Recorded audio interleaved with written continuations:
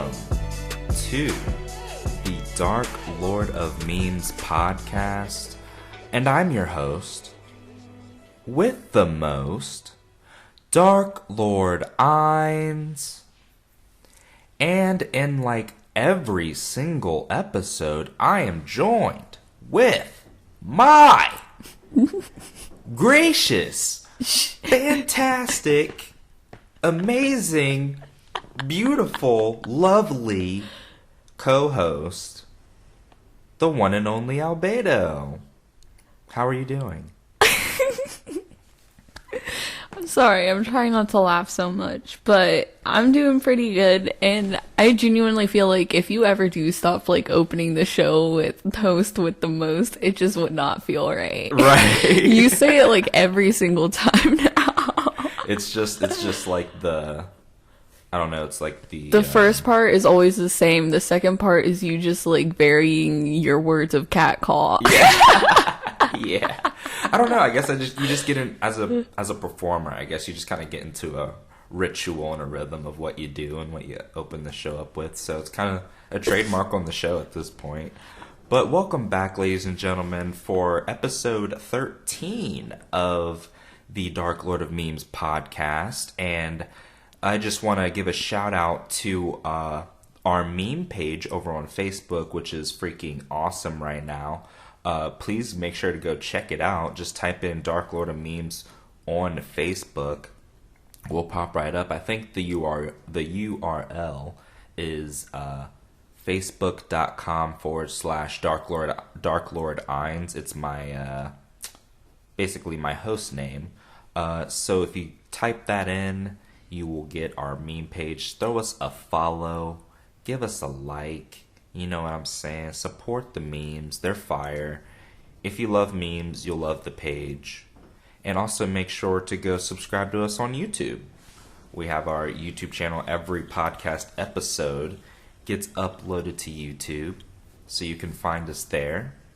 And yeah, make sure to go subscribe. Now this week, I won't get into the topics just yet. I do want to shout out the top fans, but I just want to say I'm very excited for this week's episode. I think we have some fire topics this week, and I'm not just saying that. Plus, I didn't even realize it was our 13th episode that we're doing, and 13's my lucky number because it's my birthday, you know? I know, I was just feeling that too. Like, I honestly was thinking that. I was like, episode 13, like, why does this one seem like it's going to be, like, really good? And it's number 13, so I just think this will be a particularly very good episode. They're all great, but you know, still at the top of those great episodes. So not to mention like that we got new mics and everything. Right, and that's another thing. I'm glad you brought that up. I wanted to point out that we did get new microphones, a new audio interface, just trying to upgrade the sound quality of the podcast, because definitely want to take this, you know, as serious as I can, and I want to be able to invest in, you know, what we do and make it, you know, as good as we possibly can. So also bear with us. We're like trying to experiment with these new mics. Like, this is our first time using these mics. Am I correct? Like, this is our first time using these. So we're going to be playing around with like the audio interface and try to get our levels, you know, as good as we can for the most part. So it's, you know, more enjoyable to hear for you guys.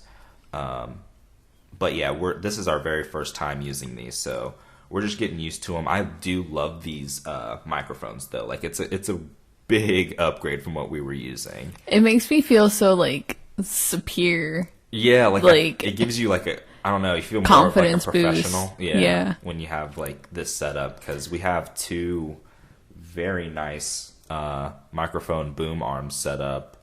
Yeah, and I don't feel like I don't play it back and I just hear my voice sounding like I'm sitting in a corner. Yeah, like so faint, you know what I mean? Because like literally what we were using, and we're taking like a long sidebar, but this is interesting. We were using just a like standard USB single mic. Yeah, we were sharing one microphone. It was a USB microphone that you just plugged into your laptop, and it still did pretty well. I mean, it sounded all right, but I think these microphones are definitely going to improve the audio on us. Like I was just listening to it on the laptop and I was like, oh, it's so much more clear now. Definitely. Like, I don't talk too loud. And, like, I think... Yeah, and on this, I can just, like, up your volume. Yeah. So that's pretty cool. Yeah. So, shout out to our, and then they came early, too, shout out to Amazon, by the way. Because these Yeah, we weren't even supposed to have them yet. Yeah.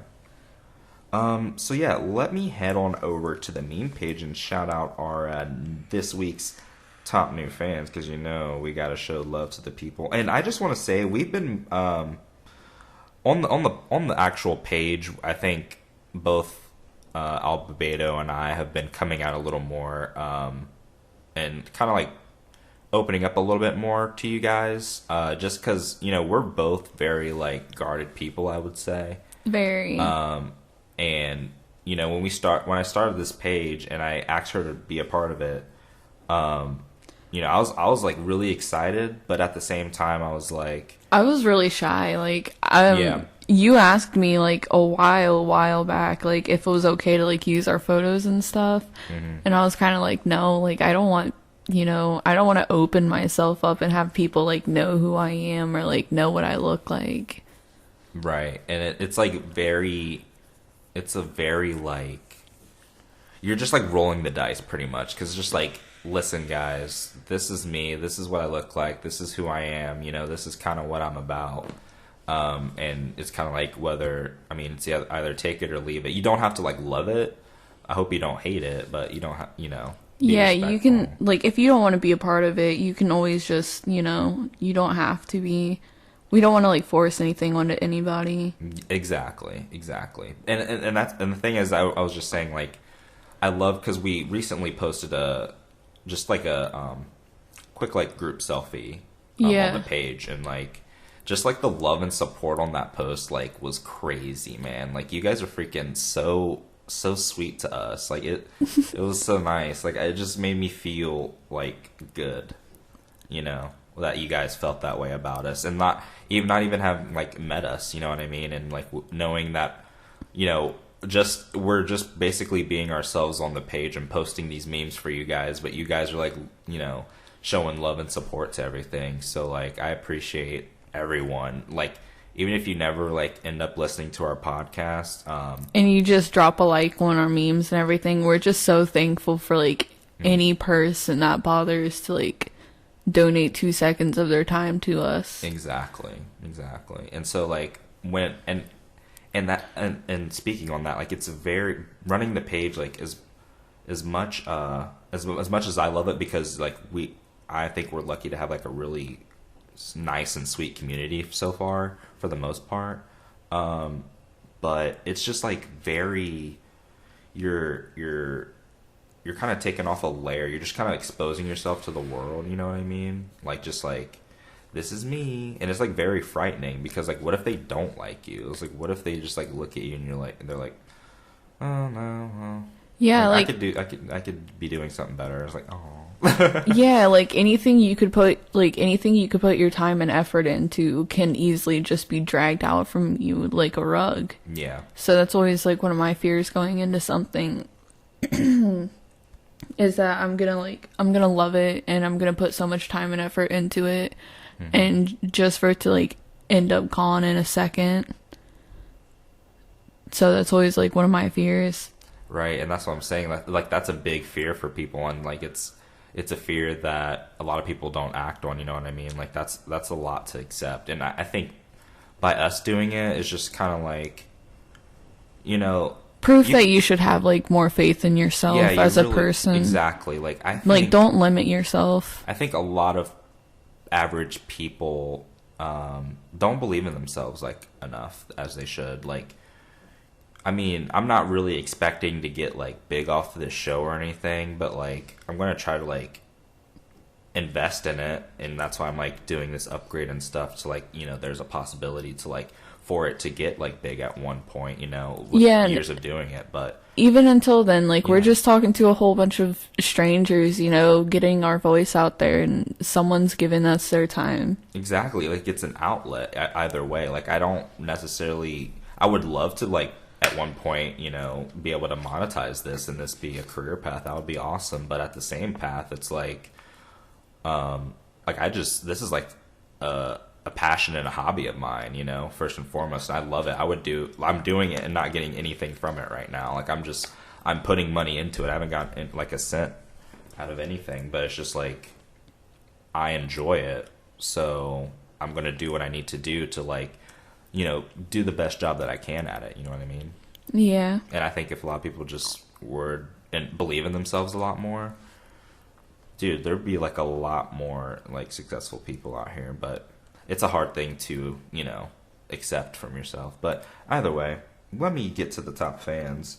Enjoying the early the early show discussion. So let's see here. Oh, so our new top fan, I'm gonna have a new top. So this guy is a new top fan, but I just want to give him a quick shout out. So I actually screenshot his response to becoming a new top fan, and I showed it to Albedo, and she like thought it was like the most wholesome thing ever. So big shout out to Christopher Shin. This guy I think is a legend in the making, if not already a legend. And I just want to go to my gallery and see if I can find that screenshot. Yes, found it. So here it is. So he takes a screenshot of his notifications and it says, "You've been recognized as one of Dark Lord of Fans' top fans. Get your badge now." And so like he screenshots it and like he posts it. And it says, "I shall do your bidding and wear thy badge with honor and pride."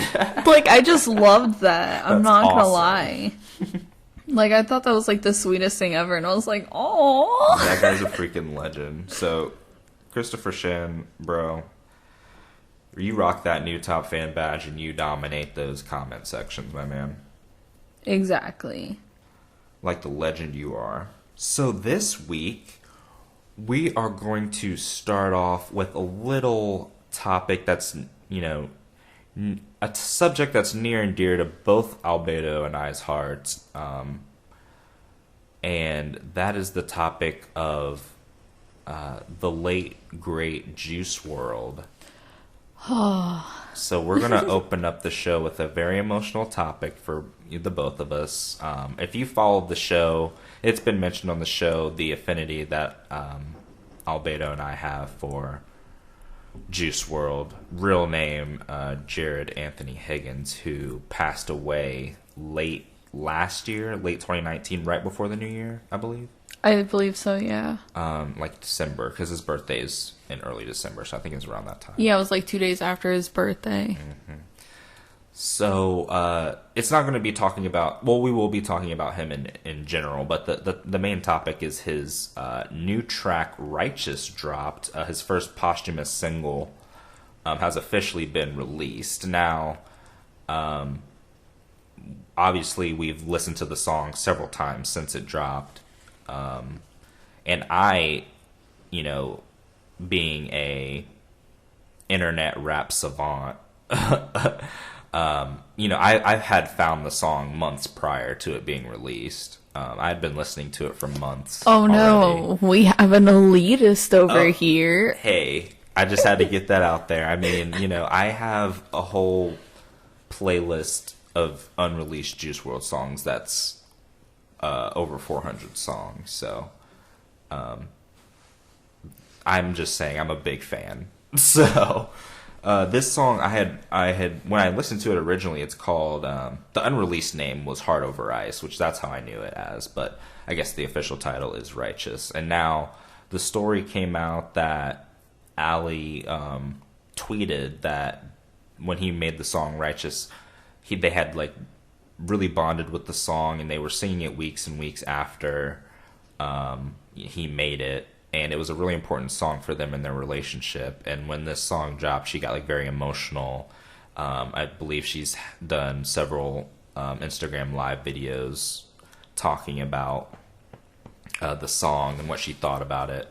So I think we should just start off with what we thought about the song, and then we can get into like the other stuff. So just like the song itself, what did you like? What did you like about it? I already know you think you'll like it, but Did you like the song? And then what did you think? Dude, like, I loved the song. I was listening to it, and I, like, even before then, I hadn't really, I heard you playing it and stuff, but it's, it was kind of like background noise. I didn't really, like, tune in and listen to what was actually said in the video and said in the song, and, like, what kind of lyrics he had. And then when I actually started listening to him and I saw that music video, I cried. Did you see me crying? Like, I was Yeah, I did see you. Like, I was crying, and I was like, oh my gosh, like, Juice was, like, way too pure for this world. He was an angel. I'm kind of the belief now that I just think he was too just kind-hearted for this world. I don't think the music industry deserved him. Yeah, I think they really just furthered his spiral. Yeah, it didn't for all the good it did for Juice, it was inevitably his downfall. Well, let's not get into that right now. But like, so you obviously loved the song and was emotional about it. So what would you like kind of rate it? I guess, dude, like that's a 10. Yeah. Like first of all, like JuiceWrld's my favorite. Well, him and Ski are both hand in hand. Yeah. But Juice is like definitely like one of my like top artists, and the reason behind it is because like the lyrics behind his music, like the message that they hold and the words that they say and the feelings that they bring, like it's like someone else is listening to the fact that I'm trapped in my own mind, It is kind of like he's like rapping to your inner thoughts, sometimes. I don't know, and he's just like very vulnerable in his music, and he's just saying like what you wish you had the words for. Mm-hmm. Like he found the words to express like what you're feeling, and they're so chilling. Like the lyrics to the song "Righteous" are like very just kind of like chilling once you just read them. Like it's just like, man, like if you just like read this, you'd probably think it was like a cry for help. Yeah, like all of his songs just sound like cries for help. Yeah. That's why I like post on Facebook. Yeah, like they really are. Like he calls out his downfall in every other song. He kind of like saw the writing on the wall, I feel, and in a way to like kind of express that, he did it through music, as an outlet, I guess. But I think subconsciously or subliminally, it was like a cry for help. Yeah, because he knew like what the deal was. He knew what it was. I'm sure he didn't think it was going to happen so soon. Being 20 years old, just turned 20. Like, dude, I'm about to be 20. Like, I don't do that type of stuff, but like, it still makes me stuff. But yeah, it still makes me worry. Yeah. So I obviously enjoyed the track. 10 out of 10. Not only was it a great song, but the music video to match the song was also just tremendous. I believe it was directed by Steve Cannon. He did a phenomenal job. Dude, that music video was amazing. A lot of great shots of Juice, a lot of great footage. A lot of great shots of him and Ali, obviously. Him and other like rappers he worked with. Him and J. Cole, Trippie Redd.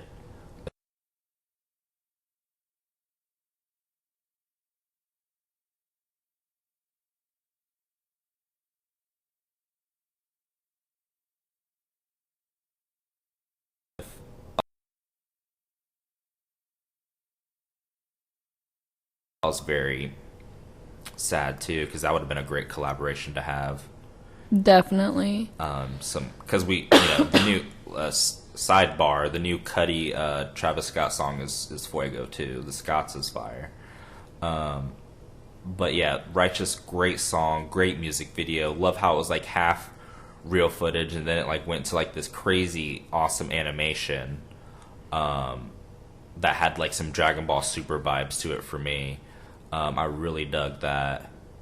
And I also wanted to discuss, I am very proud of how Interscope Records and Grade A Productions and JuiceWrld's estate, how they're handling the release of his music currently. Because I said this on a past podcast. You guys still have to remember, JuiceWrld has somewhere between 2,000 and 3,000 unreleased songs stashed in a vault. There are numerous. If you go on like Spotify, well, a lot of the companies are starting to shut a lot of them down. But if you can like go on some of the streaming sites and some of the like more obscure ones like Dat Piff, and you can do it on SoundCloud. I've found some on SoundCloud, Spotify. There's hundreds of unreleased JuiceWrld songs you guys can find. Now they're all not, mastered and curated and produced. A lot of them are rough cuts. A lot of them are just like audio of him like in the studio listening to it, and he's like actually in the studio rapping over the recording. Like you can hear him actually singing, like super rough cuts. But people still play those snippets because they're fire, and they'll play them forever.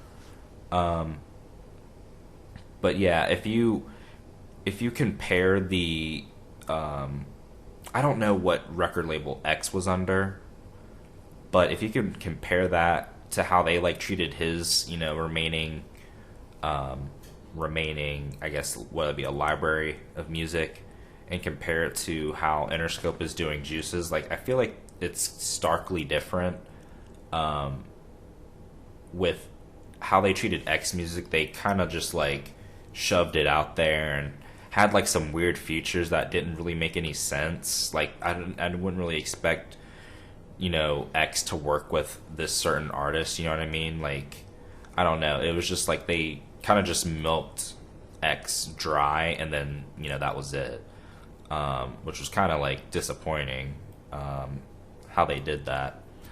But and I think Interscope is doing a great job. They're taking it nice and slow, drop a nice posthumous single with a great music video. I also heard Ali, I think it's been said on YouTube at least, I don't know how credible it is, but I saw something that Ali was hinting at a JuiceWrld documentary, which would be amazing if that like is a thing, like because I'm pretty sure he probably had cameras all the time getting like footage. So I wonder if they're gonna plan a documentary for him down the road. I think that would be pretty amazing, in my opinion. I'd like a JuiceWrld documentary. I think X is getting one, is what I've been hearing too, like in June on Netflix maybe. So that would be cool. But yeah, I really enjoyed the song, to be honest. Righteous is a good track, and they have. It's going to take years for them to like get all that music out there. You got to think like 2,000 to 3,000 songs. Like they're set for a minute. Yeah, like and that's another fat thing. Minute. That's what I love about Juice so much, is that like he was in the studio so much, and he doesn't even realize like he's basically set up his mother's. He must have set up like his mother's financial situation for like the rest of her life. Like she's like if his numbers are even half as much as what they were before, and he's still selling this stuff, like she's set, dude, for life. And that's just another thing. And also another point was that his mother set up the the fund in his name. I believe it's called Live Free 999. Let's hope I'm right. Yes, Live Free 999 Foundation. Nailed it. So this is a foundation his mother established for mental health. So I think that's very fitting. And I love that she did that and doing it in his name. Because she does realize, like, in her statements that she does release out there, she does say, like, she recognizes how impactful his music was to, like, the youth. Like, I just, like, she's probably getting bombarded, too, with, like, fan support and, letters and stuff, too. Like, she didn't allow that kind of stuff in her house. So, like, her son, as soon as he was old enough, just turned around and started doing that. Yeah. Like, so as a mother, I think that'd be pretty stressful, like, knowing that your kid is going out of his way to, like, not spite, like, going out of his way to do something you told him not to, and just finding out, like, how many lives it's touched, and how your son, like, what you thought was, like, bad music, like, finding out that bad music is saving, like, hundreds of people. Right. Literally saving lives for some people. Yeah. And I think that she's probably, like... I hope this isn't the case, but I feel like she's probably, like, thinking, like, man, what if I was, like, more, you know, involved in, like, who he was around and stuff like that. Like, probably, like, doubting herself, you know. And I don't want her to think, like, it's at her fault in any way, because it's not. But, like, I'm sure she's probably, like, you know, regretting not being more involved. But... you know, setting up this foundation, that's going to help a lot of kids. I'm so grateful for that she's doing that. And I just feel like, yeah, it is so sad that he's gone, but unlike X's story, whose ending was not as, you know, ceremoniously, like, favored, I guess. I don't think a lot of people, like, really liked how his story ended. But I think I think JuiceWrld's story is kind of getting a better ending, if that makes sense. Like, you know, his label's taking care of his music. They're not, you know, just, you know, forcing it out there all at once or whatever, trying to get money. His mother sets up this foundation. There may be a documentary. I think he gets, like, a pretty good ending, and I'm glad he, you know, I would still love him for him to be here, obviously. I would prefer that. But if this is, like, the ending that we have to get... There's no better one. Yeah, there's not a better one I can think of. I think it's such a sweet and short story. But I mean, the story doesn't end because we get, you know, music down the road and stuff, which is nice, you know. Yeah. So we'll still have that, and, you know, we'll just have to try to keep his memory alive.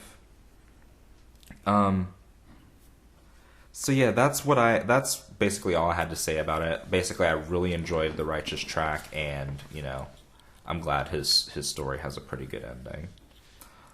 So the next topic, which I'm going to kind of shift it over to Albedo on this one a little bit more, but we're going to be talking about Bhad Bhabie. Now, we know Bhad Bhabie is super controversial.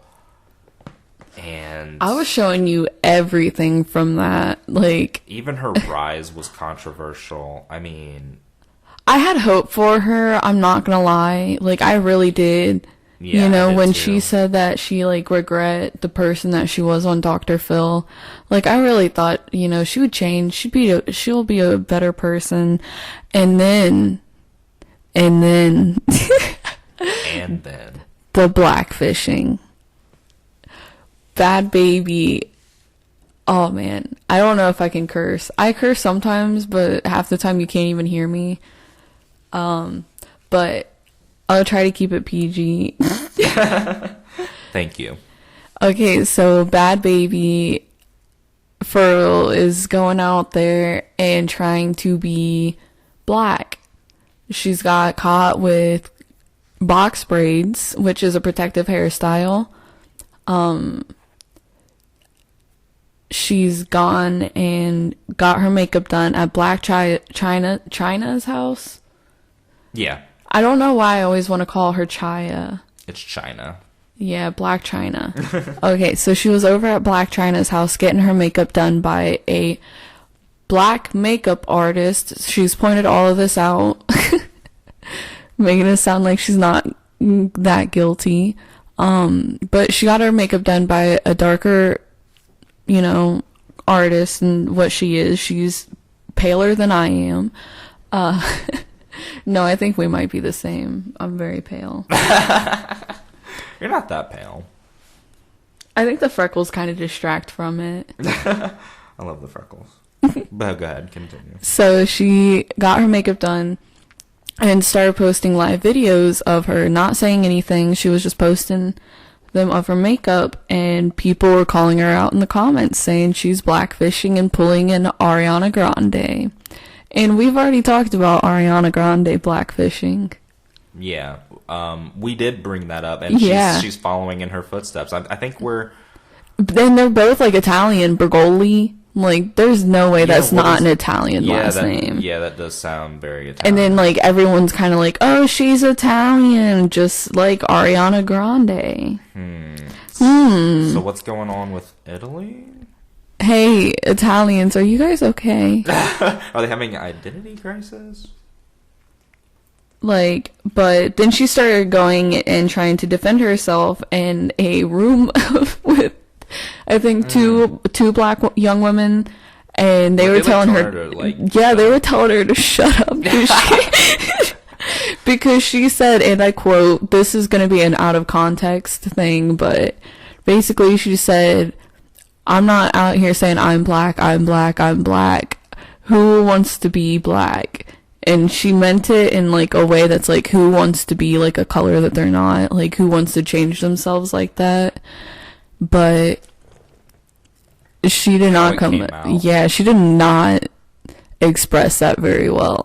She did.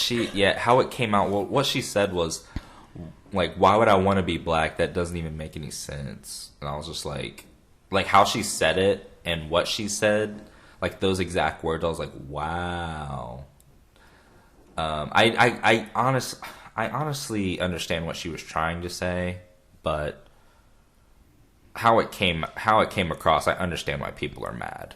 You know, you just got to learn to word things correctly, and she's not in that, you know, mindset anyways. Like, how old is she? Like, she's 17, but I looked up. She's a dumb girl. but I looked up her ethnicity, and why is this so down to the T? Like, what? Literally, Bhad Bhabie, aka Danielle Bregoli, has Italian, Norwegian, and Irish roots on her mother's side, and her father's side is Polish and Ashkenazi Jew? Yes. Really? I could not pronounce that. So, Bregoli is a Jewish name? Not an Italian? It sounds Italian, right? That's what I would. But, like, she would have gotten the last name from her dad's side, right? Well, not always. I didn't get my last name from my dad. I think she probably has her mom's last name, to be honest. So if she has her mom's last name, it's definitely Italian. But if she has her dad's last name, then it's... Because I don't have my dad's last name. It's a thing. Which I'm glad, but I'm not going to get into that. But, so yeah. So she does have her mom's last name, Barbara Ann Bregoli. Yep, so that's what I'm thinking. Because she's always, the dad's not in the picture, it's always her and her mom. But I haven't seen the mom in a while recently. I guess she's just, I don't know. Danielle Bregoli, where are your parents? Right, you're 17. Are you living on your own? Where are your parents? Is that why you're saying all this stuff? Stop. Dude, she's 17 and, like, making millions of dollars. But people did go under fire about her, like, hair being extremely curly, and they were saying that she was, like, doing that on purpose. But her friends have said that her natural hair is curly and that she usually straightens it. So that is her natural hair. Interesting. And I think that's another reason why people are kind of justifying the box braids, is because her natural hair is very, very curly, but she still has Caucasian hair. Right. So it's not gonna... Yeah. It's not gonna work. And so, like, my thing is, why are all these... This is the second case now. Like, Ariana Grande, we've already been through that. We've already discussed it. She obviously was doing it. And now we have another case, like Bhad Bhabie's doing it now. Like, why are... These aren't the only two cases, trust me. Like the big cases, you know what I mean? I think it all started when that white Karen-looking girl turned into an African-American. I can't remember her name, but she kept saying that she was, like, African or something, and she had everyone fooled. There's a Netflix documentary, I think, about her on that. That's where it all started. Dude, what is her name? Oh, I need to know her name now. I can't. Like, I remember. I saw that. She had, like, didn't she have braids too? Yeah, she would wear cornrows. She would wear braids, and then she would have her hair permed into, like, a curly afro. So I honestly I don't want to get too much into like that whole situation. And she even hired like an African American man to portray her father, to like play her father in like photos and stuff. Oh yeah. Are you serious? Yeah, and then there was, I never remember names, especially because a lot of the people that I see are from like Sweden and other countries. Yeah. But there was an Instagram girl who got caught blackfishing. Two of them actually, they got surgery and got silicone like injections in their lips and stuff. Are you serious? They would go to like tanning salons. One girl was actually on like, she had an addiction to tanning. And, like, so did her boyfriend or, like, her brother or something. I can't remember. He also had an addiction, and they would do, like, melanin injections and go to tanning beds. And this other girl, she got... be darker? Yeah, and this other girl, like, she legitimately looked African-American. Mm-hmm. Like, I don't know how she did it, but she went from looking... like a normal European white person, because she was somewhere in the Europeans, like very small frame, very like petite, and like very pale. Right. And then she got, I think, surgery. I think she got like butt injections, surgery on her breasts, and she magically like got a darker complexion. And, like, her hair and everything's, like, black and just looking Textured? Not textured. It's, like, very... you can tell, like, it's either a wig or her legitimate hair, but, like, very, like, curly and poofy. Oh, gotcha. And it's happened, like, a lot. There's a lot of the times it's coming from, like, European countries. Like, I've seen a lot of Swedish people doing it. So, like, why, though? Like, that's, I have that's no the clue. thing. Like, dude, there's so many. Like, I can just tell you stories of, like, all these people. One girl, she literally wants to be black. And I think she's Russian, possibly. Or she might be Swedish. I don't know anymore. So is there being like a study done on this? Like, why are people wanting to? The girl that had the boyfriend in the tanning salon thing, she's American. Mm-hmm. They're American, I'm pretty sure. But she's like this Instagram woman, I guess. Because here's the thing, like, I'm in the camp that I'm really pissed off that black women already have like all these features that are being sought out by Caucasian European females, and then when they do it, they're like praised and like worshipped for it. Kim Kardashian. Yeah, and then you have like any African American woman being demonized for it, and that pisses me off. Like, it's really getting to the point now where they're taking the identity of the black female and taking it for themselves and profiting off of it.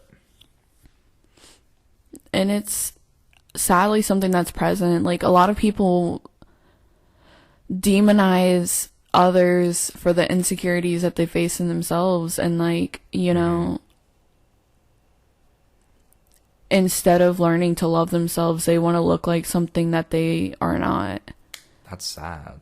Like, whether it be something that they like fully comprehend, or it's just something like in the back of their mind that they like don't understand why they want to be someone else. At the end of the day, it's confidence issues. I agree.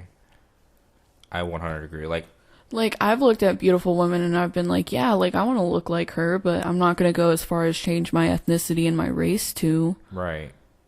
Like, I can understand, like, seeing, like, a supermodel and being like, oh, like, she's really attractive, and, like, trying to make steps to, like, be towards that, like, working out or eating better and something like that. But then at the same token, like, wanting to take it a step further and get all these, like, injections and, you know, augmentations to your body, that's really, like, especially like for tanning and stuff, it's not healthy.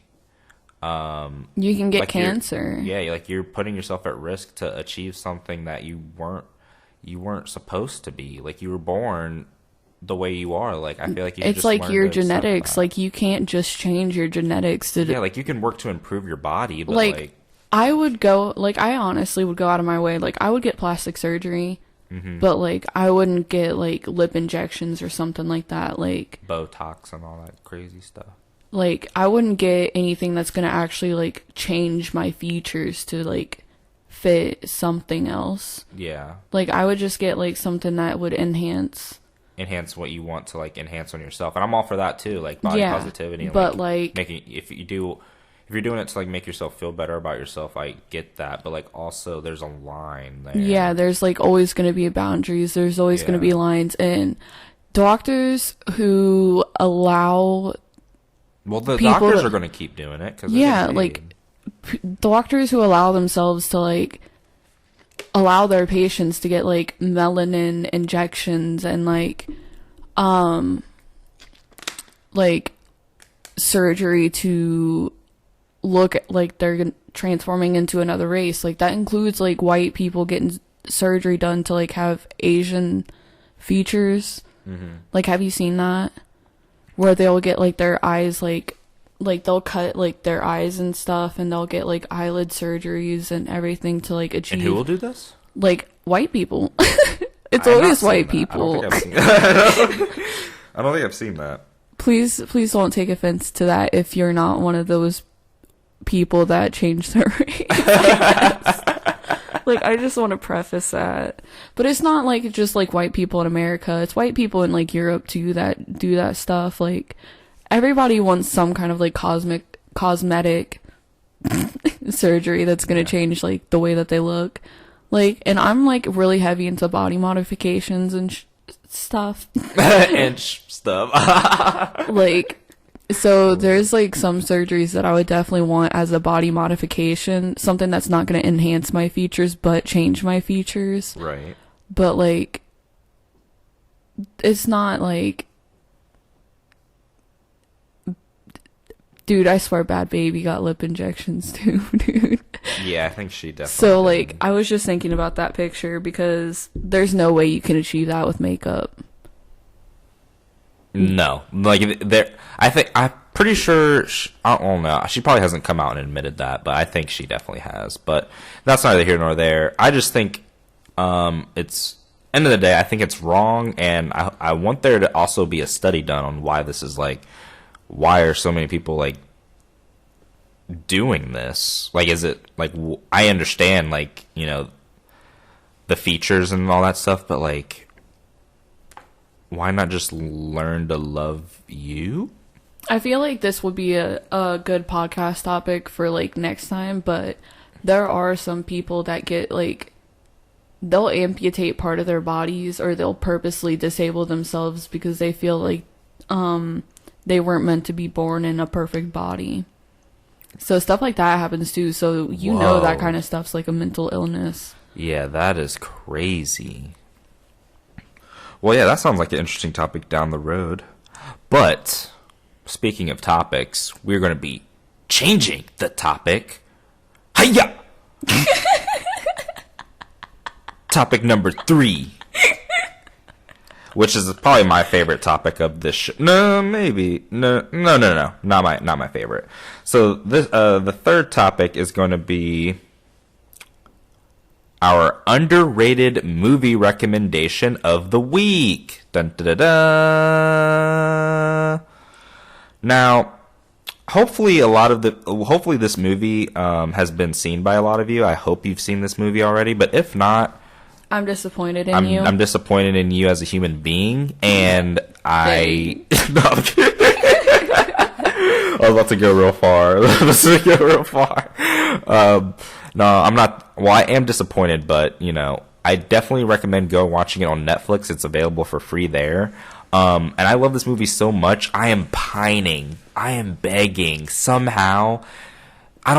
even if you can't like give me a full sequel, like maybe revamp like a remake of the original, or I don't know, somehow. Like a short story. Something. I just want more content of what this is. You want closure. I do. I want more. I want there to be a full, you are well-rounded a story. Yeah, I'm a glutton for this. And when I announce this movie, you guys are gonna be like, "This is the movie you're talking about?" No, but seriously, guys, it's very underrated. I feel like we watch it underrated. once as a kid, and then we're like never interested in seeing it again. But it is so worth it. It's so good. No, and the thing is, like as a kid, it came out when I was 10 years old, and I was like 6. I loved this movie so much. It's so ahead of its time too. The animation, like looking at it now, comparing it to like our stuff. Of course, it's not going to be as good, but for early 2000s, like that shit, that is cash. Straight cash. No, but this movie, I'm telling you, the underrated movie recommendation of the week, coming to you live, sponsored. Should we do a pause for dramatic effect? Yes. So the underrated movie of the week is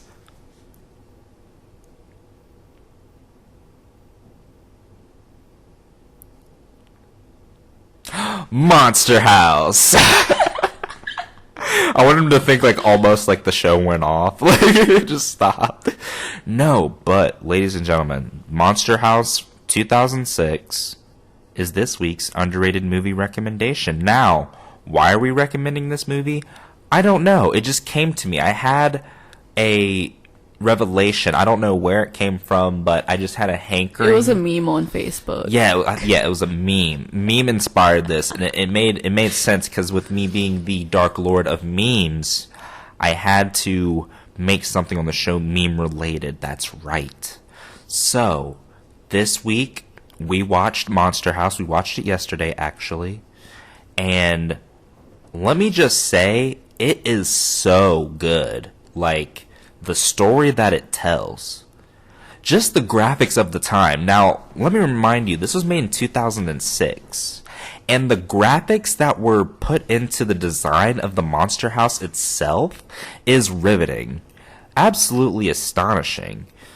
The characters were all great, pretty fleshed out for the most part. You knew the roles of each person going in. You knew what they represented. You knew Chowder was the comic relief character. You know that Bones is, the punk rocker that's in a band that's a big old piece of trash bag. Yeah, you got Elizabeth, who the babysitter that's like the nicey nice girl neighbor next door to the parents, but to you she's like the rocker chick. She's like Vicky from Fairly Odd Parents. Exactly. And then you got Jenny, who's just the golden star. She's kind of she's the Girl Scout of the group. Yeah. She's got skills, but like they put her on a pedestal. Yeah, she's got the skills. She's got both of them wrapped around her finger the whole time.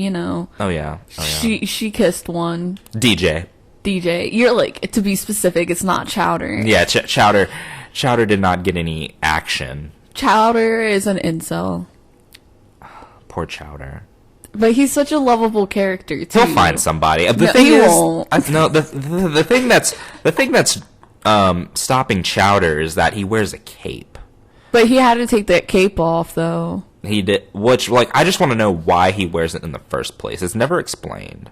Because he's that comic relief character, he's a good old like chunky boy that's chunky boy, always there to like make someone else feel better and everything.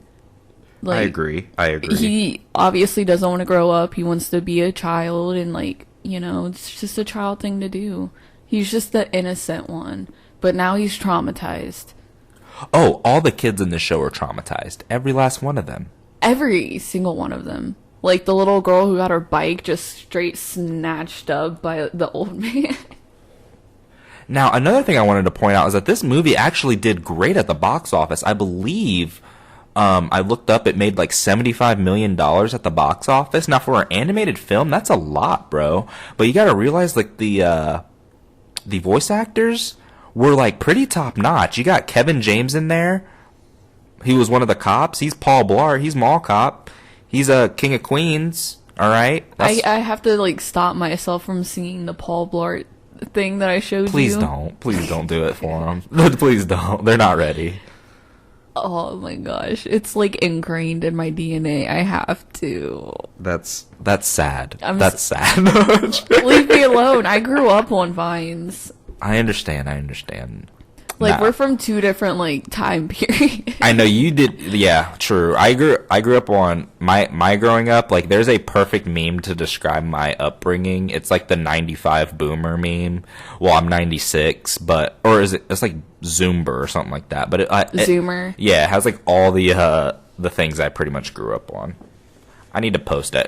Look for that to come to the meme. I'm gonna find it. But you've probably seen it already. If you're not, you'll definitely relate.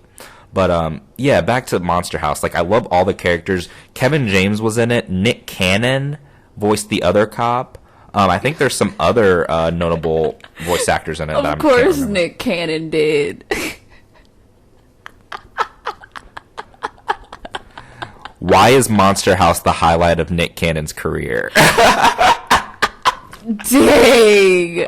Tell me why Nick Cannon is like the only person to lose on his own show.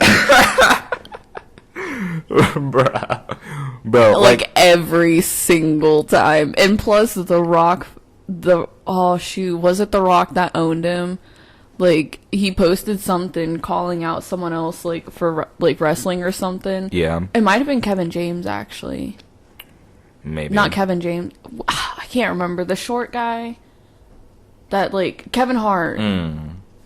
Who's Kevin James? I was just about... Kevin James... Were you thinking about Kevin Hart when I said Kevin James? Yeah. What? No, Kevin James is Paul Blart Mall Cop. Oh, shoot. Oh my gosh. Okay, I'm all mixed up. Yeah. I have ADHD, so I apologize. No, you're fine. But like... No, but Monster House, like, it's so great.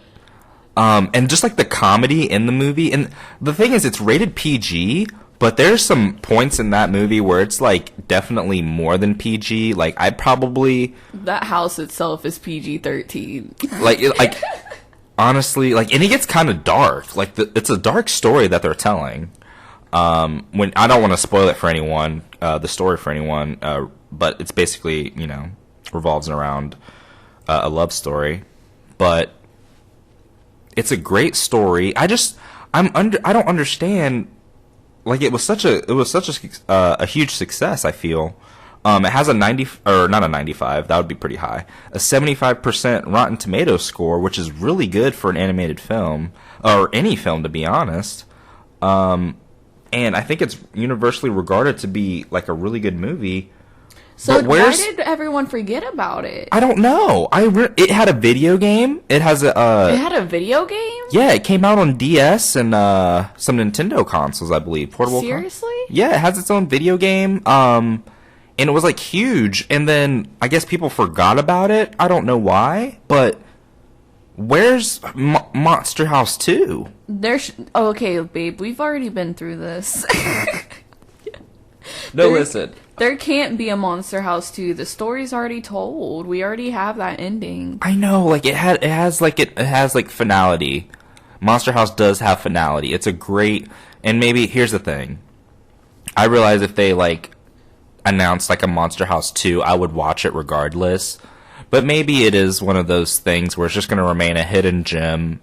And it's just one of it's the one and done, I guess. It's just one of the movies that like came out in our childhood and we're like very nostalgic about. Like, we loved it. It was not only, when you are nostalgic about something, you usually go back. It's like Power Rangers. You go back and you rewatch it and you're like, this is awful. Yeah, and some things like that, it's like that. And like for Monster House, it wasn't like that. It just got better. Like, yeah, I appreciated it even more because like there were some things I understood now that I didn't like originally. Older, yeah, that I didn't understand when I was like 10, 11, 12 watching it.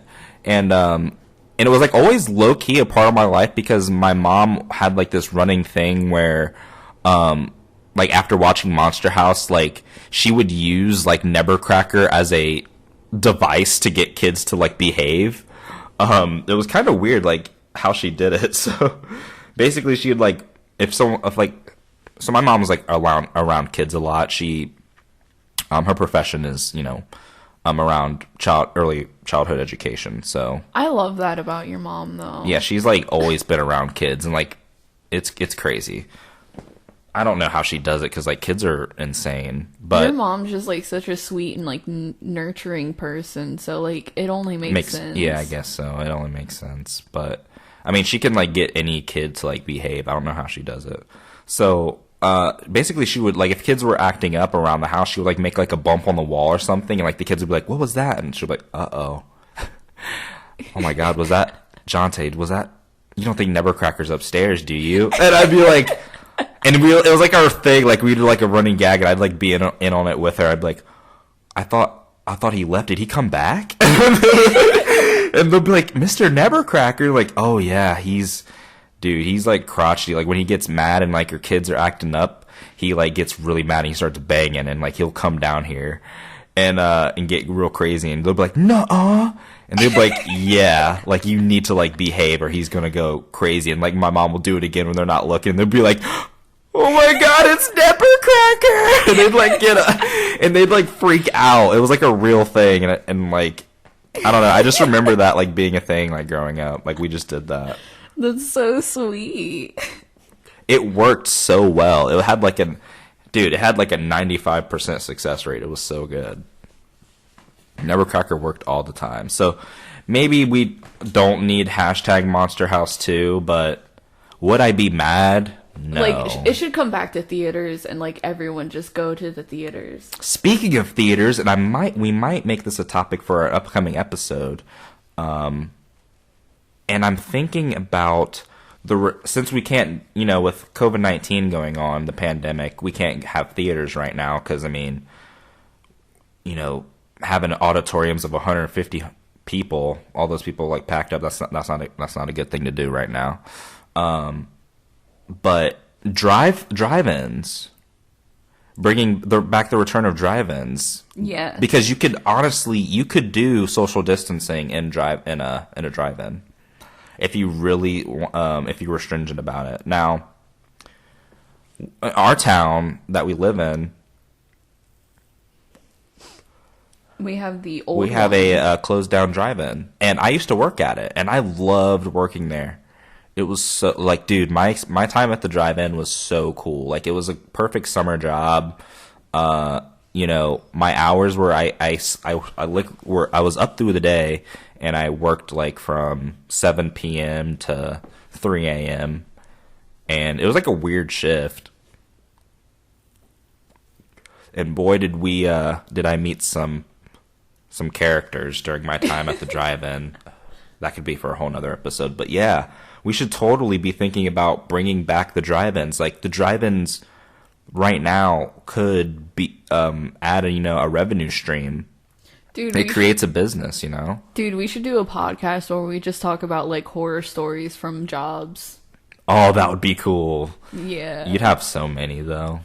Oh, yeah, we found drugs. I have some pretty good... I have a story where I had to clean up poop at work. And that was not fun. I have not told you. There's someone that's been pooping like on our bathroom floors for 3 days in a row. First time it was in the men's, and then the second 2 times it was in the women's. And I walked in the second time in the women's, and I saw it. Is there a poop bandit? I have no clue, but I literally almost broke down crying, thinking, why do they hate us so much that they poop on our floors? Why would you do that? Why would you do that? Now, in my case, I think.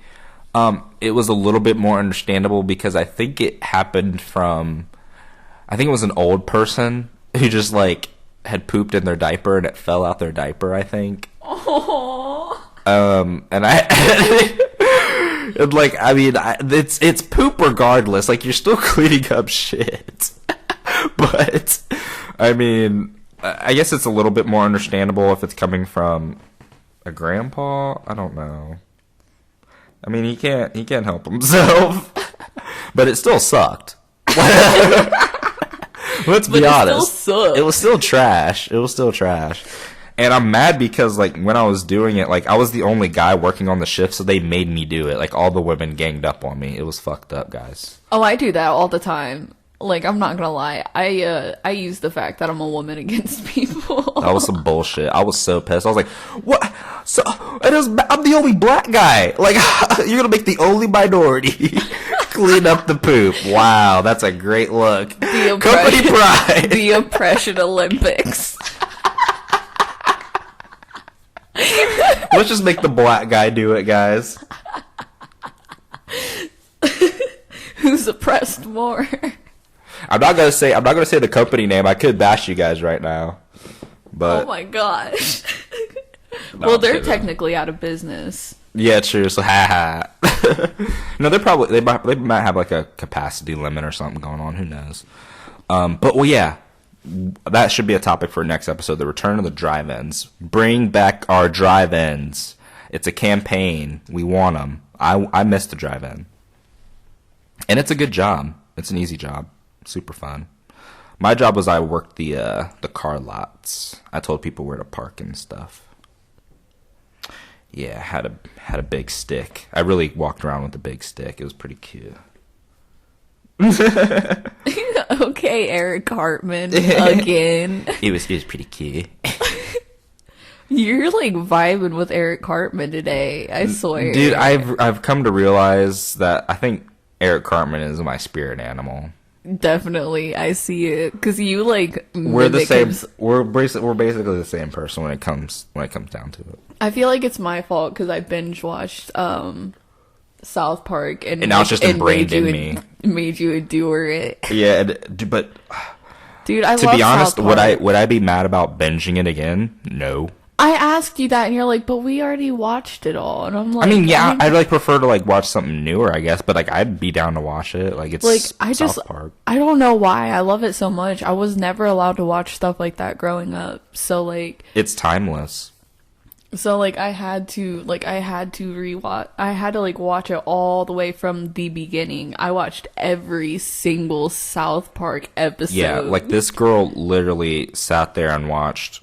How many seasons are there now? 20 something? I think 22, 23. Yeah, like 23 seasons up. And we're not, these aren't like 12, 13 episode seasons. Like these are some big boy seasons. Like they had a lot of episodes.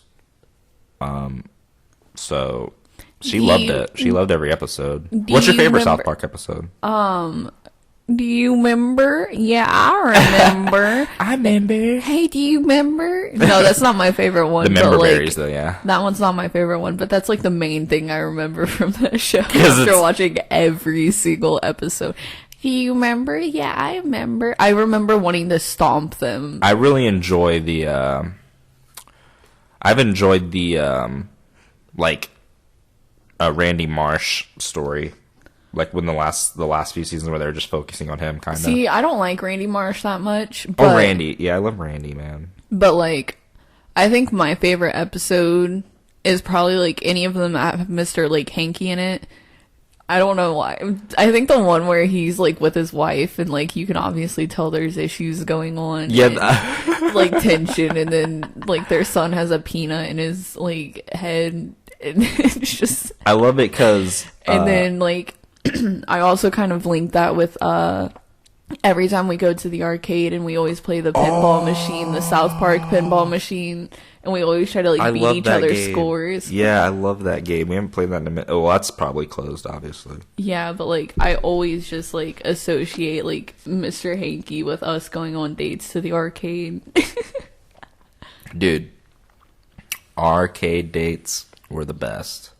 Love that South Park pinball game, dude. Like so much on my fun. birthday, I'm in. When it worked. Like on my birthday, I'm dressed in like heels and stuff, and you're in a suit and tie, and we just end up walking in there playing pinball.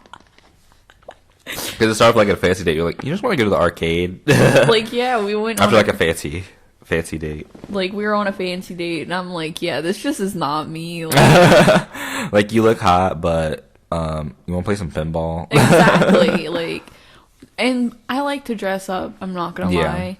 Mm-hmm. But like, it was just kind of lame, like dressing up, going out to like a fancy restaurant or like a family restaurant to eat. Mm-hmm. Like, it was just kind of like, dude, I'd rather like a McDonald's burger. And like, That's just me. I guess it's how we are. Yeah. We're different breeds. A different breed of people. So let's get into our last topic before we ramble on too long. But thank you guys if you've made it at this point into the show.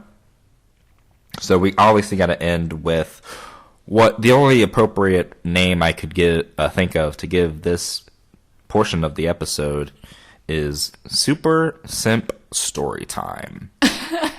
Now, if you're unfamiliar with what a simp is, because there's probably people out there that doesn't know what a simp is, I don't know, I guess, how would you define a simp, Albedo? Dude, I just thought of something. 4 simps and a chimp.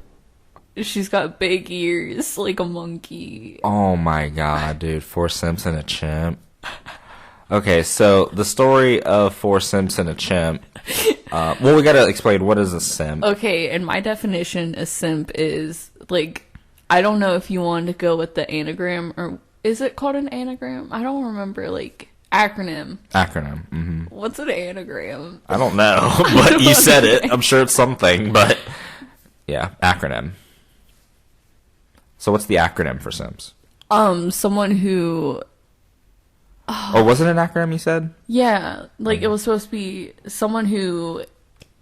I can't remember. Someone who... Like... Here, I'm gonna look it up. Something mediocre and the P word. Okay. Hold on. Aha, I found it. Someone/sucka idolizing mediocre pussy.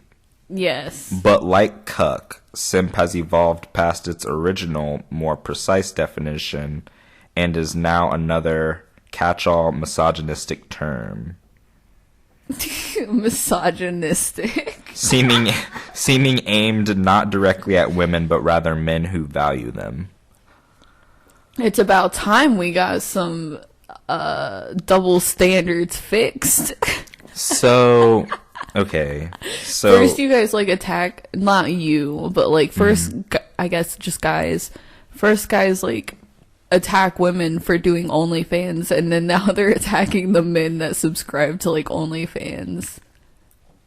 That's basically what's going on nowadays. Yeah, pretty dang, I'm glad you kind of just put it in a nutshell like that. Yeah, that's pretty much what it is in a nutshell. Yeah, and like people are calling iDubbbz a simp and stuff because his like girlfriend does OnlyFans, and I think that's kind of fucked.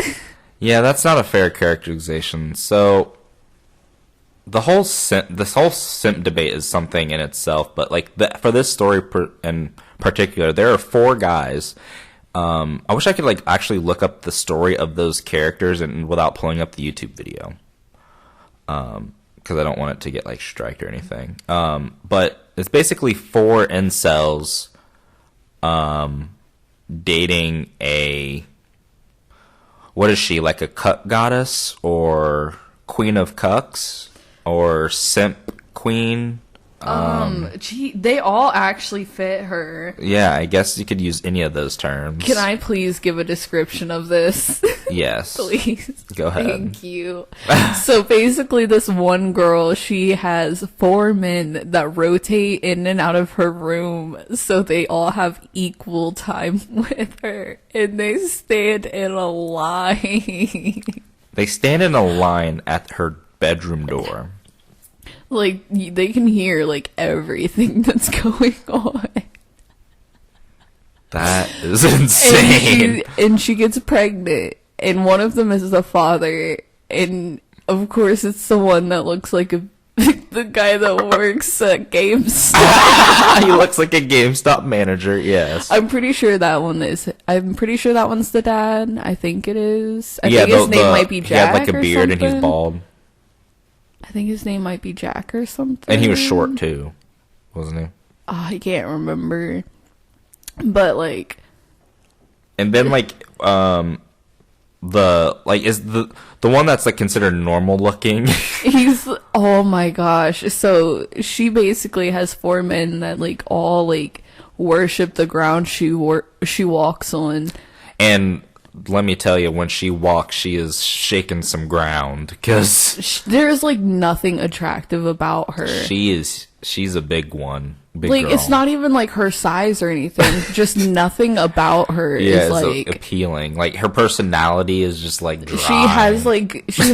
She brings nothing to the table. She has saltine cracker vibes, like Lana Del Rey. Oh no, the return of the saltine cracker. Like, Yes. like that's just, it's dry. There's nothing there. But somehow these 4 men, she got, like, she's known, like, almost, like, a big chunk of her life, she's known them, and somehow managed to, like, manipulate them into, like, A polyamorous relationship. yeah, like, they don't even, like, love each, oh my god.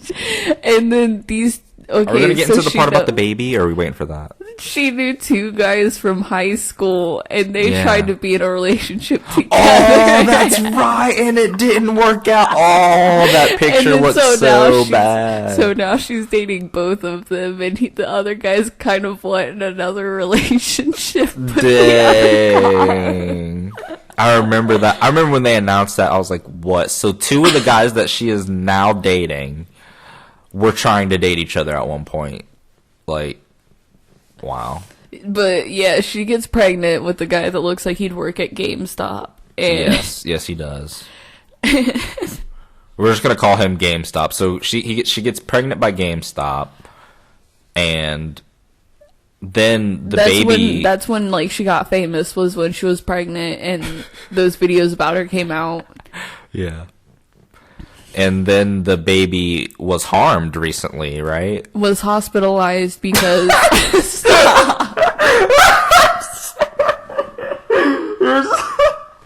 I'm not.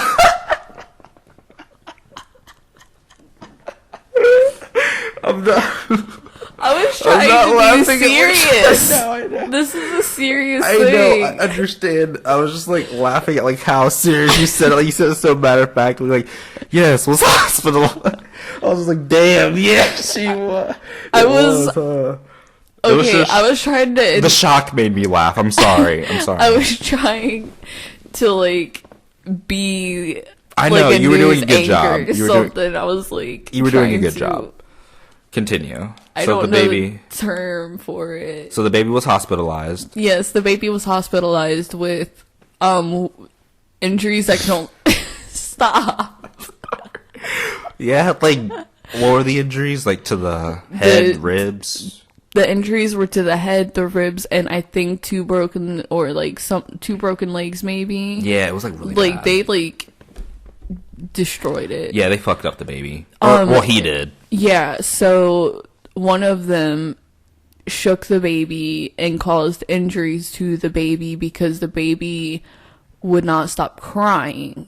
Right. So the injuries. That's what prompted it. Correct. Yeah. Yeah, so the injuries were like shaken baby basically, but the baby is expected to make a full recovery with right. no long-term injuries. Which is like. Which is like very good. It's lucky. Yeah. Because like after reading the rap sheet of like what was done, dude, and the baby's only 5 weeks old too. That's why I was like, oh, dude, like when they listed all those, I was like, oh, I'm not sure that baby's gonna make it. And then when they announced it, I was like, oh, okay. But I was thinking, I was like, dude, there's no way that baby's gonna come back from. Yeah, like it had broken legs, broken ribs. There might have been lung damage. I'm not sure. Like it was just in bad shape. And the thing that's crazy is like, why would his reaction be to shake and squeeze? The thing was he was squeezing it too, right? Like he was squeezing onto it, and that was like his reaction to handling a crying baby. Like what does that say for like the rest of the people in that house? Right, like that baby cannot possibly be in a safe environment. Like yeah. I don't think those people could raise a child. That's a bad. And like, what's a word for like a quintet? 5 people. That's a lot of quin. Yeah, that's a bad quintet of people. Yeah, and the thing is like those people in that house, like, they're all like, oh yeah, well, he's technically the dad, but like, we're all the dads. Like, we're all in this. We all want this. 4 dads in one. And my thing was, as well, I was like, we were watching the video and stuff. I think that this could only get bigger. Like, I think, like, it seems like she's collecting them every couple years, so yeah, like, they're probably like, due for a 5th. Yeah, like, she's all for, like, these, like, finding more men and everything, but, like, she won't let them, like, be with anyone else. That's insane, exactly. Like, it's literally her or nothing. And these are the and the thing is, like, she might make that a rule, but that's probably not a big deal for them because they probably can't get another woman anyways because of the situation that they're in. Like, if they're already agreeing to be in a polyamorous relationship with 3 other dudes and her, they probably don't have great chances, if they left. If they have to, you know what I'm saying? So, my thing is, she probably made that a rule, like, they can't be with anyone else, but could they even get anyone if they were on their own?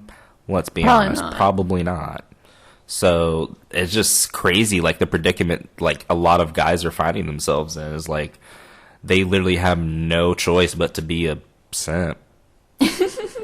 And I hated the analogy they used, like of them being a wheel, like she's the giant spoke and they're each like she's like a giant hub and like they're each a spoke in the wheel. And I was like, it's kind of gross because I was like, there's only babe, don't. I'm not gonna say it. Thank you. But I'm mad that you knew where I was gonna go. But yeah, so I mean, I honestly think it could get to the point where there's like 10 of them at some point, and there's just her. Who knows how big this thing can get? And my thing is, I hope it doesn't grow. What if it does? I hope it shrinks. I mean, I don't know. It's just an interesting situation that people have to find themselves in. I show you the weirdest things, though. But they're so interesting. They're so interesting. Like, this is such a, like... I just can't believe there's guys, simps, incels out there that gotta... Imagine a parent-teachers conference. Oh, pulling up with, like, 4 dads. Like, do you just take one? What? Do you take all of them? Like, do you they'd all have to go because they're gonna be, like, this is all our kid. We all deserve to be there. And, like, all of them will just pull up. Oh, my God. It's like, oh, I only had brought 2 chairs. Well, I won't... It's okay, madam. You can take a seat. Basically is what they're going to do. Right. They're going to worship her. Right. Go ahead, babe. You can take a seat. You're the one that gave birth. Right. I can hear it now. Oh, my God. Well, I mean, I guess there's nothing that can be done. There's nothing that can be helped. I hope that the baby... Honestly, some of them could probably sit in a child desk. Like, probably. They're small enough. Yeah, they're... Yeah, she's bigger than like all of them combined, probably. No, I'm sure. Yeah. But the thing is, I hope the baby ends up okay. It's not, but that's just rough to grow up in my opinion. But I think that's going to do it for this week's episode. Thank you so much, guys, if you made it to the end. We appreciate and love the support. Hope you enjoyed this week's episode. Don't forget to like us on Facebook, facebook.com/Dark Lord Ainz, and that's AINZ. And we're also on YouTube, Dark Lord of Memes Podcast. Go subscribe, leave a comment, and also breaking news. I guess we can announce this being official breaking news. Albedo and I are thinking about doing a giveaway contest here soon on the Facebook page. So, this just harkens back to an earlier point in the podcast where we kind of just said we appreciate you guys for even bothering to take a second to even react to our content that we put out for you guys, and we just appreciate all the love and support. And these are crazy times we're living in. I think we did a good job not really talking about Corona too much this episode, but everyone's dealing with it, having to go through it, and dude, it sucks. Like, trust me. But, we're all in this together, and we just wanted to do something kind to just kind of show our, support for you guys, that, we appreciate you guys taking the time to enjoy our content, and to vibe with us and just, be a part of our community. We love you guys, and we want to grow it as big as we possibly can, and we just want to show, support to you guys. So we're going to be doing a little giveaway contest here soon. We're thinking when we hit like another big milestone, probably do like a 5K special, which I think we're like probably 700 likes away, something like that. We'll get there eventually. But yeah, just share the page and we'll get there faster. But yeah, we'll definitely do something for 5,000. Do a special giveaway, probably like a Amazon gift card. Probably like $100. We'll give away like $100 to a lucky winner for our contest. And yeah, we'll announce the rules in a later episode, and we'll do it on the page as well, so you guys will know when we do it. So thank you guys. Make sure to participate in that giveaway contest when that comes around, and we hope you enjoy your day. Is there anything last words you want to say, Albedo, before we sign off? I hope you all have a wonderful day. She brought back just like the perfect one-liner. We hope you have a wonderful day. And that's going to do it.